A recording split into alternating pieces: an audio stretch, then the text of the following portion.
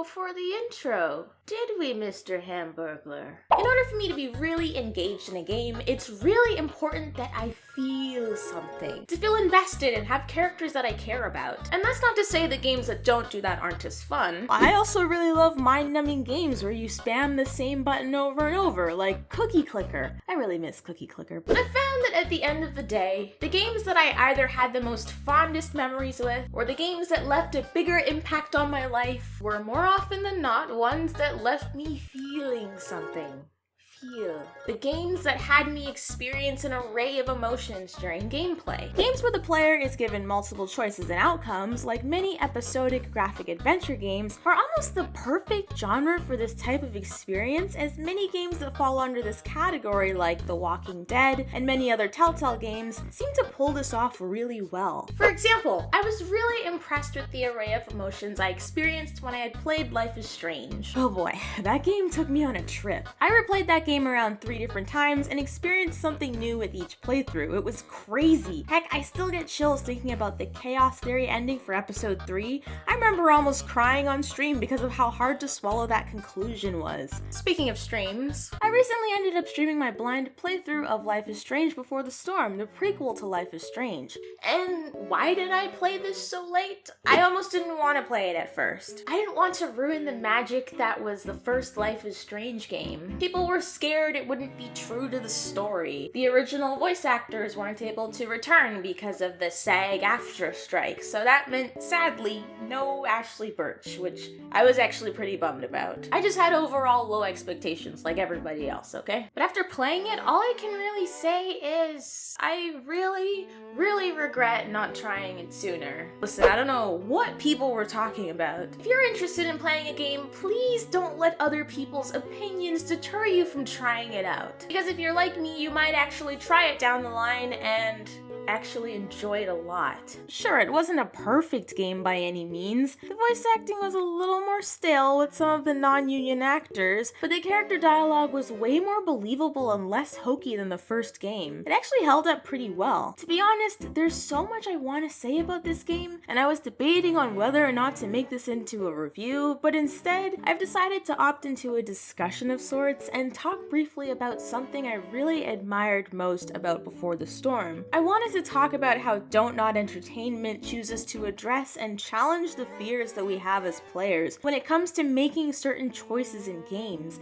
and being able to face those consequences of said actions, which ends up adding to that immersiveness of the game as a whole. The games make us care. It made me care a lot. And I kinda wanna gush about that. But mini spoiler alert, kind of. I'll be going over some of the choices I made when playing through this game along with their outcomes, so yeah, in a way, it kind of does give away some parts of the story, but not truly enough to really spoil anything. Hopefully, most of you have already played this game, and if not, I could probably cast an oblivion spell on you once the video's over. I couldn't find my wand, so I'm using this Kiki's Delivery Service pen.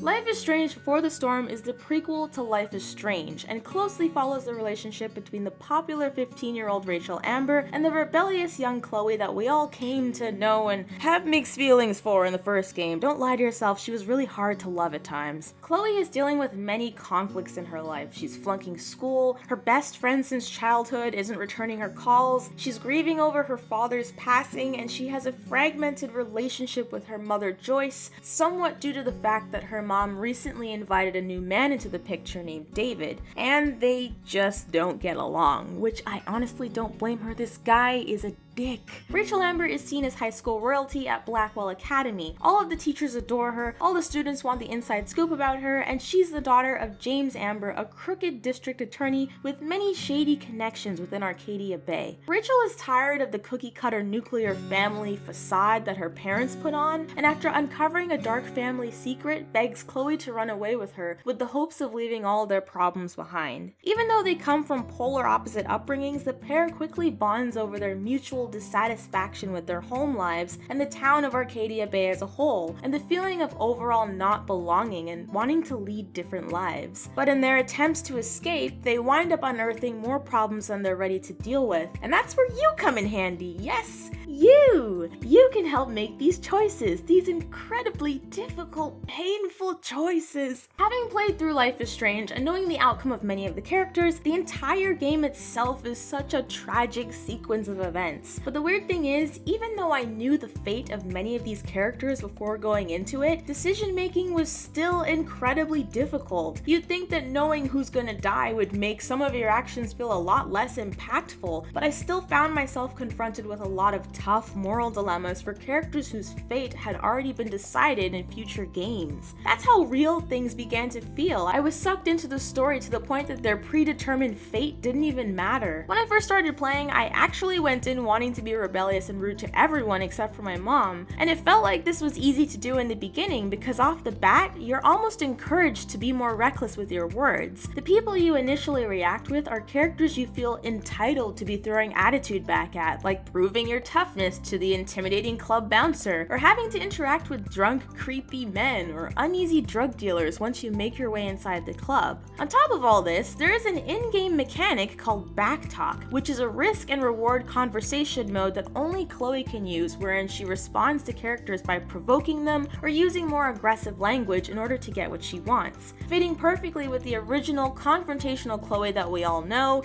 the game is almost asking us to be reckless. It sets up the atmosphere and tone that makes you feel comfortable and safe in lashing out and acting rebellious. But that excitement to be a shit disturber totally flies out the window and is short-lived once you're introduced to more authentic characters and learn more about their individual struggles. Every character seems to have something going on, and unless you're looking for it, you won't always find it. But when you do decide to veer away from the main story and interact with the world around you, thus learning more about these characters, the lives and people of Arcadia Bay sort of begin to grow on you. You also soon come to realize that with every interaction, even if it felt somewhat inconsequential, may come back to bite you when you least expect it, raising the stakes for multiple situations. The more history I knew about the characters, the more sympathetic I felt towards them, even if they had at times responded to me with hostility and anger. I began to opt out of using the backtalk technique, even when I felt personally attacked by some characters. There were even times when I really wanted to rip David a new one, but tried as best as I could to comply with what he wanted from time to time, and that was incredibly difficult because even when you show David an ounce of compassion, he'd wind up throwing it back in Chloe's face with some sort of demeaning tone or condescension. At some point, the more I found myself invested in Rachel Amber's issues, the less stress and pressure I wanted to put on Chloe's home life. So playing nice with David, while not what I wanted to do, at the time felt like the best option, both for Chloe's sanity and that of her poor mother, who I quite often left in the dark about my own whereabouts, which caused me to feel so much guilt. I didn't want the only time she saw me to be when I was fighting with the man that she loved, even if he was a jerk.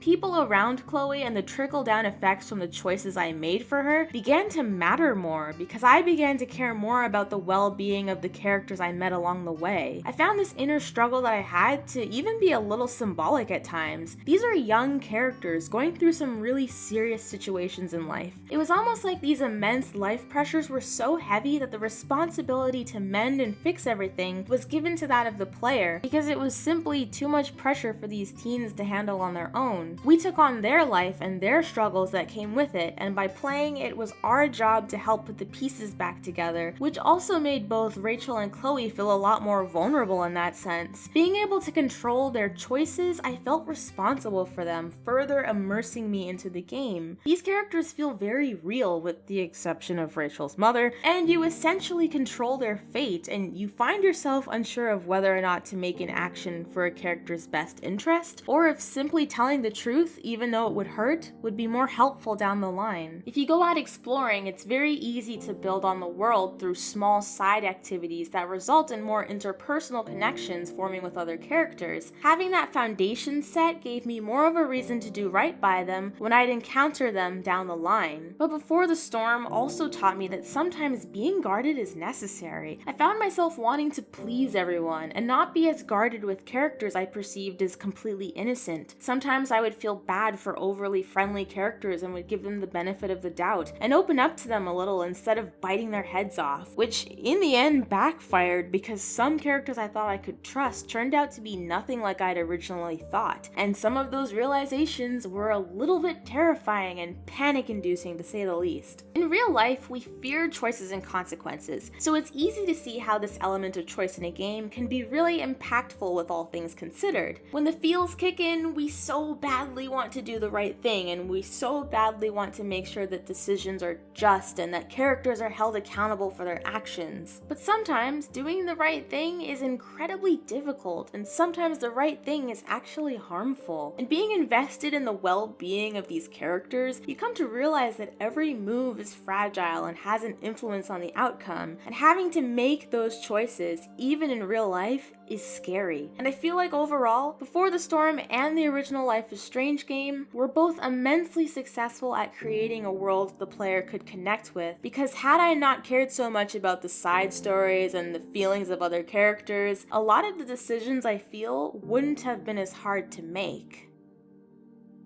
Okay. I think I can safely say that I've ranted enough about the immersion I experienced when playing this game. But dude, speaking of immersion, can we just talk about the D&D minigame? I had so much fun playing the D&D portion of this game. I almost forgot I was playing another game. It was a weird, strangeception, and I honestly think they should make an official D&D campaign like this as like extra DLC or something. Calamastia is badass. Hey guys, thanks for watching this video. If you liked it, don't forget to like and subscribe, and maybe leave a comment if you're feeling like starting a discussion. Don't forget to follow me over on my socials, up here and down here or wherever. And yeah, don't forget the Bratz review is coming out before the 31st, so keep an eye out for that. That one is interesting and it's taking me a lot longer than I expected, but hopefully if I stay on track, everything will be done before April Fools. Hey, I'm Bob Donga and I'll see you guys next time.